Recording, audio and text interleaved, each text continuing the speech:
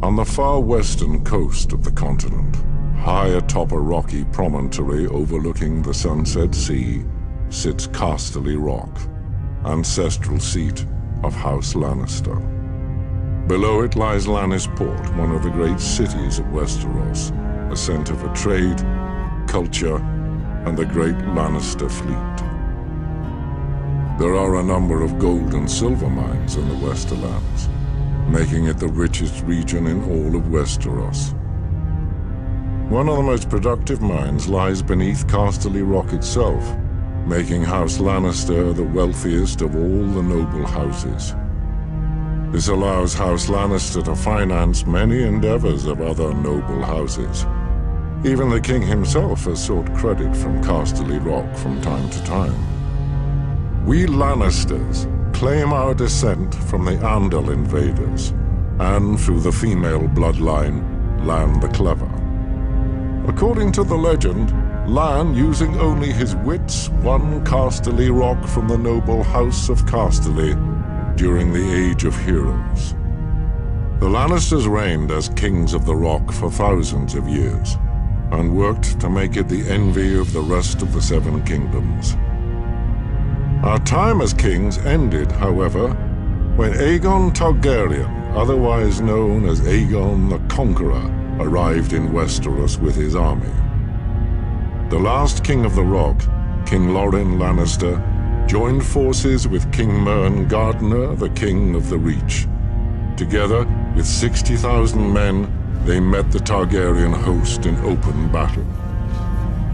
History tells us that Aegon unleashed all 3 of his dragons, slaughtering 4,000 men at what came to be known as the Field of Fire. King Mern himself was burned alive that day, and House Gardener turned to ash with him. Seeing both the threat and opportunity the Targaryens represented, Loren wisely surrendered and aided Aegon in his further conquest of Westeros. The Lannisters were thus appointed Lords Paramount of the Westerlands and Wardens of the West, titles we hold to this day. Let us be clear, though. It is neither luck nor royal favor that makes our house prosperous. There have been times in our history where some have thought us weak, lazy, or opulent. My father, Titus Lannister, nearly bankrupted our house with his poor investments, and allowed himself to be mocked openly at court.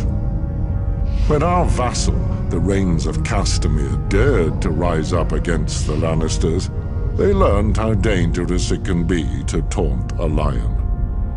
I, Tywin Lannister, led the assault on Castamere to put down this rebellion.